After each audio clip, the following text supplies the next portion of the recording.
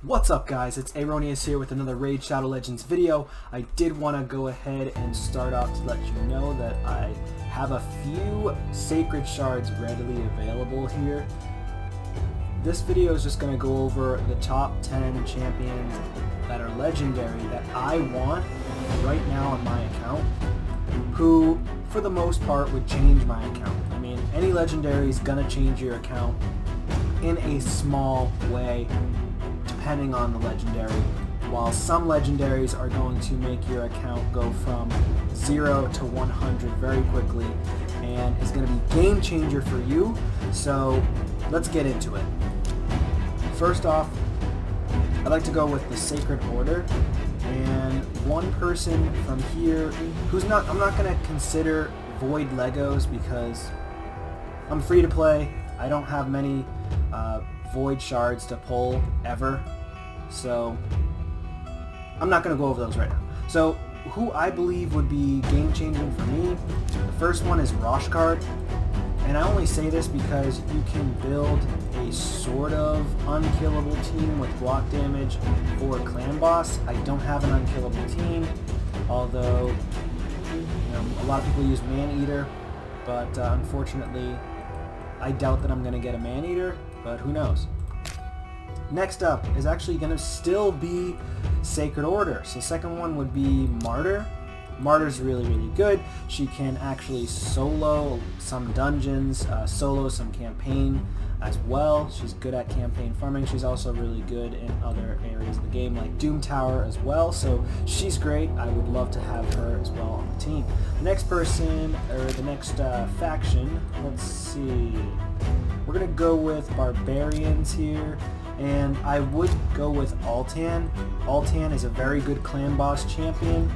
He does have, he's also a very good arena champion and dungeon champion, although I don't really see him in like Platinum. I mean, I don't really get in Platinum, so why am I even saying that?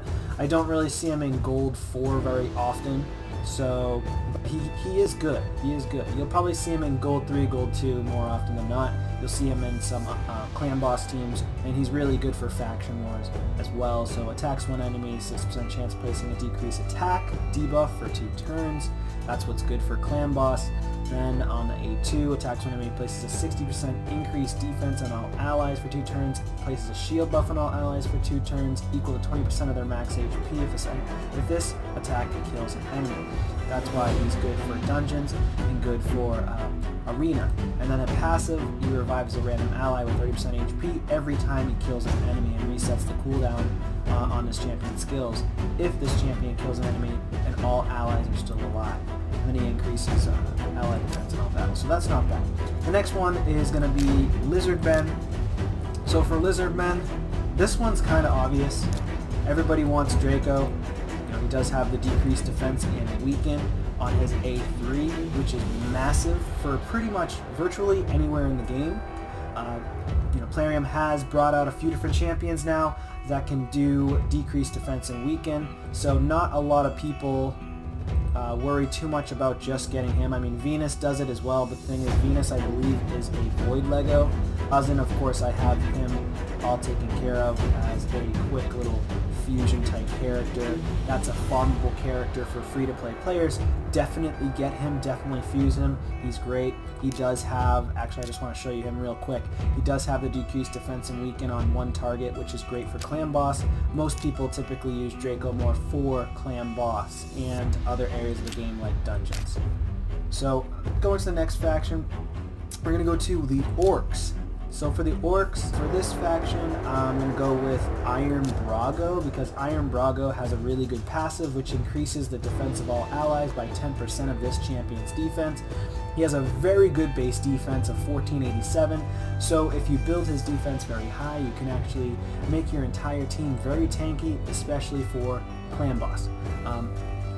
You see that there's kind of a trend here. I'm going for clan boss because I have a horrible clan boss team right now. I need to get my clan boss team moving and grooving. It's just not very good. So for the next demon spawn is the next faction. Just go ahead there. So I really like the demon spawn faction. I mean, they are insane. They have a really good, vast majority of attack-based champions that are good. Let's just go ahead and sell you. I do want Prince Kaimar. So Prince Kaimar does have a nice reset skill, which resets the skills of all of your champions. And then I would also like Tyrant. I have seen a few videos of extremely fast speed runs, especially on Spider 25. So let's see. So Spider 25, you can attack all enemies, place the HP burn for 3 turns, which is insane. Next one would be, of course, Duchess. So Duchess is in the ×10 event right now. I don't have a lot of luck, so I'm hoping I can get a Duchess. She would be insane. She's an insane carry on Doom Tower, Dungeons, Clan Boss, virtually anywhere in the game. Duchess will carry your team to endgame and be viable in any game. You can bring her all the way straight through everywhere in arenas, through Platinum. She's an insane carry for your team. So next faction, we're going to go with the Dark Elves. So for Dark Elves, I mean, there's a lot of good Dark Elves here too, but personally I want Zavia. Zavia's still really good on Dragon. She can get you extremely fast farming runs. I wouldn't mind having her at all. The next one is the Dwarves. So here we go. Underpriest Brogni. So Underpriest Brogni is really good. I wouldn't mind having him at all, because he does have a nice passive whenever an ally under shield is attacked. It reflects 25% of the damage, places a block debuffs and increase attack on all allies, and also places a shield. I mean, he's just an absolute unit. Of course, I wouldn't mind Trunda, but right now I just recently got a Foley, which is awesome, and he is currently my arena nuker. So if I got a Trunda, that'd be great, but I'm just not too worried about getting an arena nuker right this second.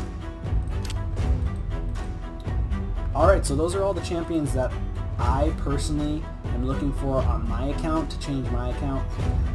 Let me know in the comments below what you're looking for a champion if you're actually pulling this weekend. Of course, there's 6 hours left in this boosted summons event, and in the summons event we can get 10 times chance from Sacred and from Ancients to get a Cythalia. But for Duchess, like I said, she is a star here. She'll support you throughout till endgame. Blind Seer would be the Void Legendary. Also have, of course, the Man-Eater himself, the Clan Boss God, I would consider. So for me to pull this guy would be insane. I don't even know if I want to pull, I mean, I kind of have to pull for him, but I just don't have luck. I've never pulled a Legendary Void champion, and I've never pulled a Man-Eater. So if I pull a Man-Eater, that would be pretty insane for my Clan Boss team. So without further ado, let me go ahead and pull these Sacred Shards. So here we go. I'm going to pull one, and then of course I'm not going to have anything left for, Galcut. Okay, he's a heavy hitter, Galcut. Personally, I don't need him. I think I already have him. Attacks one enemy 2 times, has a 25% chance of placing a 60% decreased defense. Attacks all enemies 1 by 1 in random order. Damage inflicted decreases by 25% after each hit. And then he attacks all enemies and places bombs, which does detonate after 2 turns. Again, the bomb meta isn't really insane right now. I'm gonna go farm a little bit and I'll be right back. Alright guys, I'm back and I'm just gonna go right back into it. Let's go ahead and pull a couple more Sacreds here. Please, come on, give me something good. Give me something good. Come on. Come on. Zargala. Everybody knows who this champion is. If you don't know who she is, please just go to the Orcs faction and look her up yourself, because I'm not going over her kit. Next one. Come on, give me a legendary, please. Goodness gracious. Okay, this guy, Tarshawn. I think he's a completely defense-based champion. I'm pretty sure all his attacks are also based on defense. He's actually got some pretty decent stats, but that doesn't always mean anything. So for his A1, attacks one enemy, has a 25% chance of placing a provoke debuff for 1 turn. I don't have this champion, by the way, so kind of a little disappointed I didn't get a legendary, but what can you do? This is my luck. I just have horrible luck. Attacks all enemies. Has a 75% chance of placing a weakened 25% for 2 turns. Based on defense. Places 60% increased defense buff on all allies and fills their turn menus by 20%. Okay, what's his passive? Places a 25% strength buff on this champion for 2 turns whenever their HP drops below 50%. That's okay. So honestly, places a provoke on a single enemy. I guess he could be good for the Doom Tower Magma boss if he places a provoke for 1 turn. I mean, high level Magma boss for Doom Tower. I mean, I'm not sure where else he would honestly be played. I guess you can play him in Clan Boss, but I know I'm not going to build him anytime soon. That's for sure. I have tons of other champions that I could build way before him.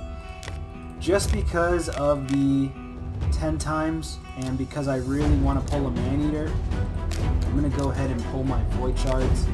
I don't really, not that I want to, but I kind of, Plarium always does this. They do a 10 times event or a 2 times event right before they do a fusion, so that way free-to-play players are like on the cusp. Okay, should I pull my shards to get decent champions, or should I wait until I try to do this fusion? And for me, you know, I'm eating that up. I'm eating that up every time Plarium goes and does this. So here we go. Come on, give me a legendary. All right, garbage Chevalier, get out of here. Own the bin.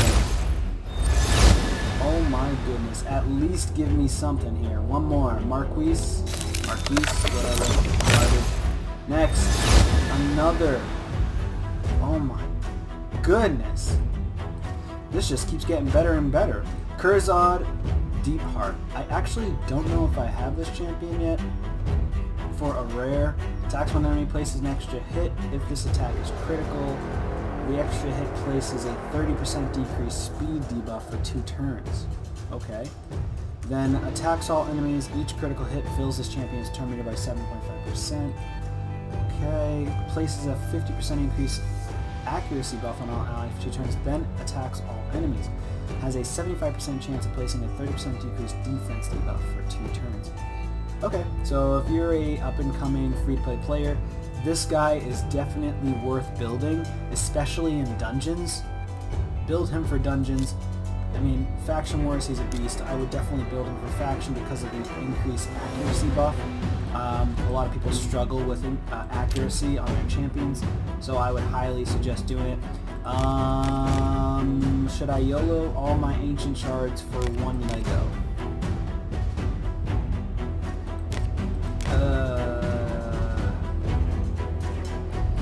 Go ahead and YOLO 1 shard. Oh, I can't even do that. Okay, Clarence tell me to not do it. Oh man, this is like a terrible video. I have nothing to show for it at all. Let me go ahead into my events and collect some things here. Alright, I got a book, some energy, some gems. I couldn't even get an epic skill tome, that stinks, but what can you do? No, there's another 20k right there. Alright, YOLO, Lego, come on. Okay, not a Lego. Alright guys, this is gonna do it. Headsman, I actually don't think I have this champion either. It looks like he's got pretty crappy ratings. Ratings don't always mean anything. Attacks when enemy 2 times, each hit has a 10% chance of placing fear. Books up to 30%, 20%. Not that great. Attacks on enemies, 100% heal reduction. Meh. Inflicts 15% more damage to targets under heal reduction. He has pretty decent base speed. He's an attack-based rare. Obviously, if you get him, it might be worth booking him out if you want to use him for like arena, early game, maybe some faction wars. I'm probably not going to build him anytime soon, personally. But you know what? I really want to pull my Ancient Shards, but I'm pretty far off the pity system. I'm about 50 shards off pity, so you know what? I think I'm going to go ahead and YOLO all of my Ancient Shards to try to get a Duchess Lily too, so here we go. And And now, oh, that's my Great Hall, that's not the portal.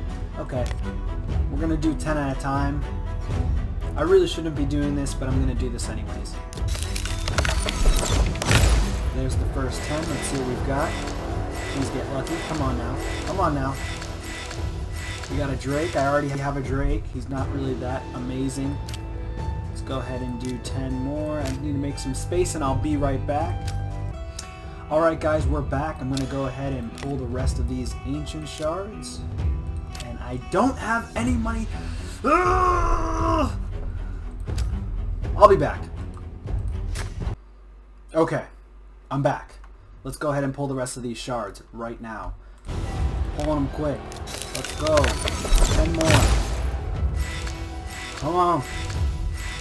Give me a legendary, please, for the love of baby Jesus. Okay, I've got 5 left. Let's go. Come on. Just give me something. Honestly, I don't even care if I get a Duchess at this point. I just want a legendary. That's it. I just want a legendary. I want something. Get out of here, Spike. Come on. Something. Please, give me something to show for. Okay, last one.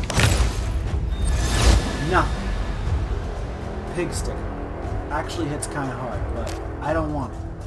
I just went through 26 Ancient Shards, 3 Void Shards, and 3 Sacred Shards, and I didn't get anything. Hey, sometimes you are very unlucky, and sometimes you're very lucky. Unfortunately, I'm just not that lucky, so I really hope you guys get some good pulls, but yeah, I got nothing. It stinks, and I'm probably not going to get Rule. I'm not going to be able to go for Rule the Huntsmaster, which is the new legendary coming up. He's going to be the new fusion, so good luck to you all who do end up getting that fusion when it comes through in the next week or two. You know, but hey, it is what it is. Take care.